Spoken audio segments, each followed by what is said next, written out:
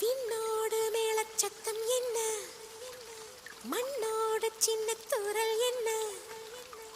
எங்கேதான் சென்றாயோ இப்போது வந்தாயோ, சொல்லாமல் வந்தது போல் இல்லாமல் போவாயோ, தப்பாமல் மீண்டும் சந்திப்பாயோ, நீ வரும்போது